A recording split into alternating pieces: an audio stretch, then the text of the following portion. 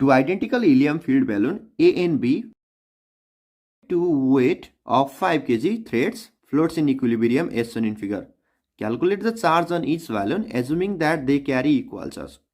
Question को accordance में figure लाएर suppose two hydrogen filled balloon A and B, suppose A and B that carries a equal charge. Both balloon ले carry गर्ने charge Q suppose गरेर same charge छ. यो दुईटा balloon को distance दिएको छ 0.6 cm. जुन balloon को through बाट चाहिँ एउटा thread use गरेको रहेछ 1 meter long र lower end मा चाहिँ 5 kg को mass लाई suspend गराएको रहेछ. र if whole system equilibrium मा छ भने question मा सोधेको छ charge on the each balloon Q.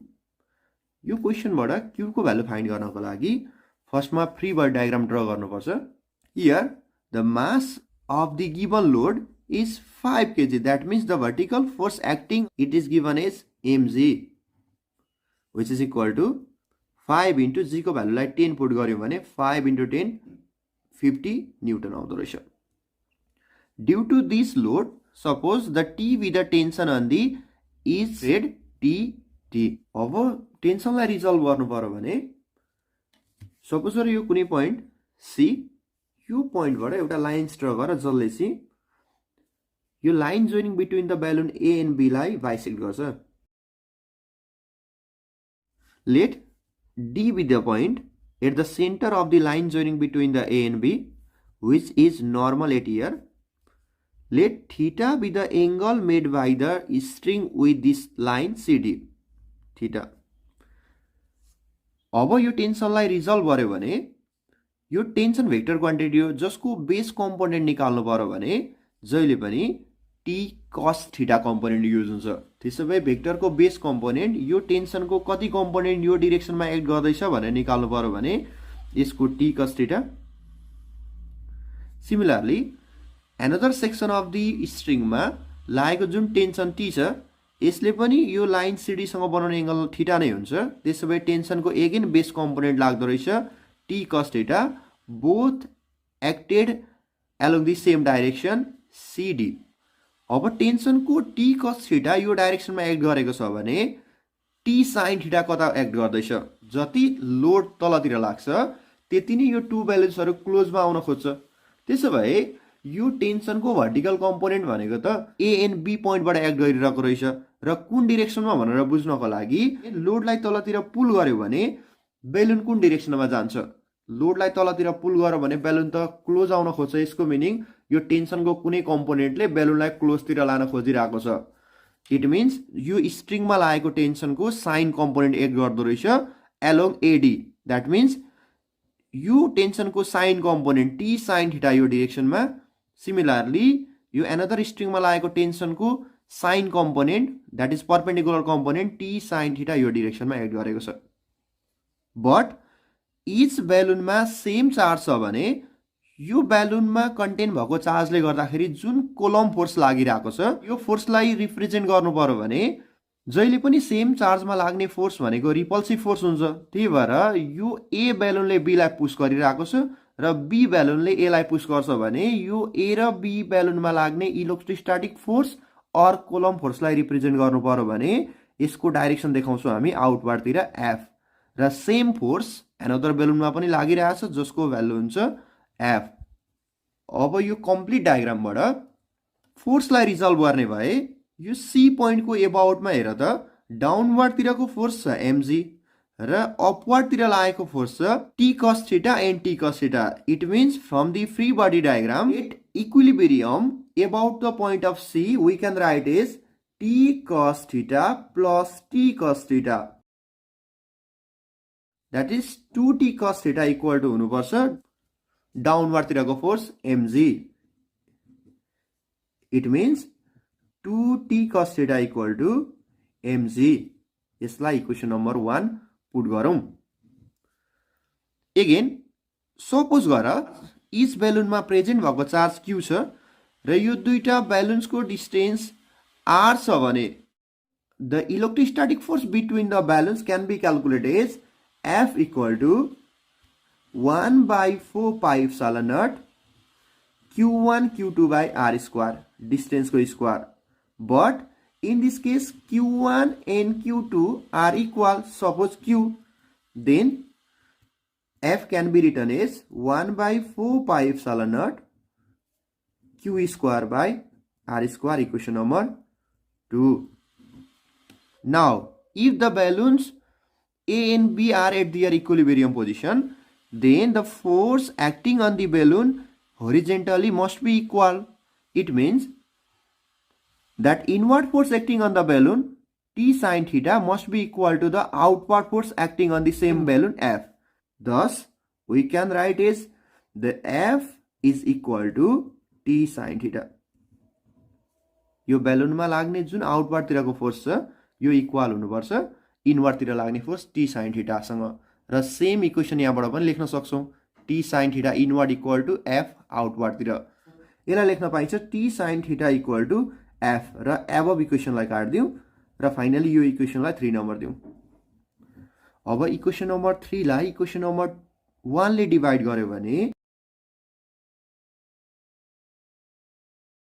T sin theta by LHS लाई LHS ले डिवाइड गर 2t cos theta equal to RHS मा F by इक्वेसन नम्बर 1 को RHS मा छ mg F by mg t र t क्यान्सल भयो यसबाट लेख्न सक्छौं sin theta by cos theta tan theta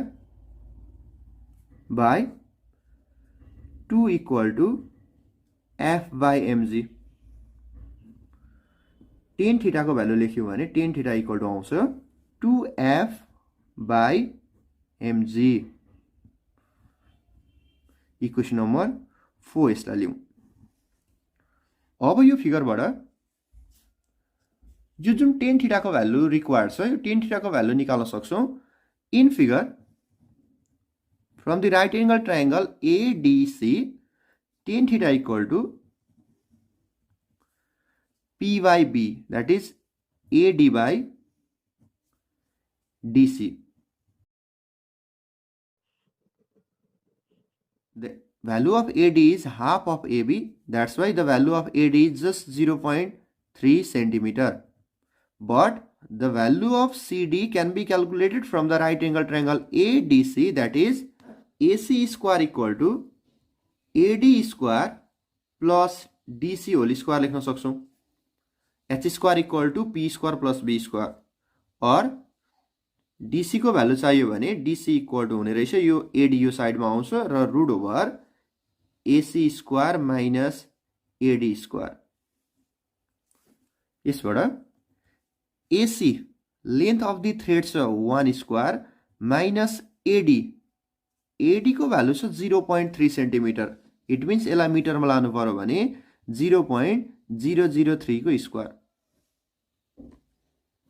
को होल रूट ओभर यसलाई सल्भ गरौँ 0.999 अलमोस्ट यसको भ्यालु क्लोज टु 1 मिटर नै लेख्न सक्छौं यो एंगलको भ्यालु धेरै सानो हुँदाखेरि यो CD is almost equal to AC हुन्छ अब tan थीटा को भ्यालु फिगरबाट लेख्यौ भने जहाँ AD को भ्यालु छ 0.003 मिटर बाइ DC को भ्यालु आयो almost 1 metre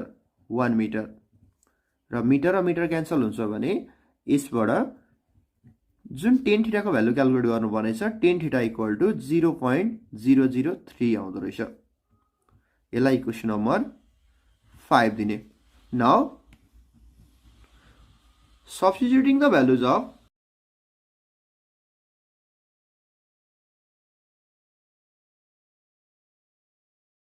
two and 5 in equation 4 we get अब भ्यालु सब्स्टिट्युट गर tan थीटा को भ्यालु आको छ 0.003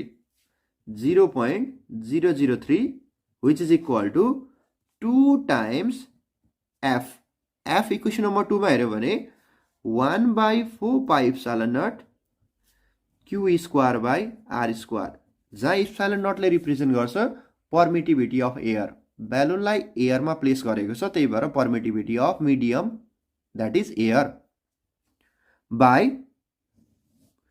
mg mg को भ्यालु फिगरबाट हेर्न सक्छौं 50 न्युटन और यसलाई सल्भ गर्ने 0.003 इक्वल टु यो 2 ले 50 लाई क्यान्सल गर्दाखेरि 25 आयो र जुन 1/4 पाई एप्सिलन नट को भ्यालु छ यो स्ट्यान्डर्ड भ्यालु हो कन्स्ट्यान्ट जसको भ्यालु हुन्छ 9 × 10 to the power 9 so 1/4 pi epsilon naught को भ्यालु राख्ने 9 × 10 to the power 9 into q square by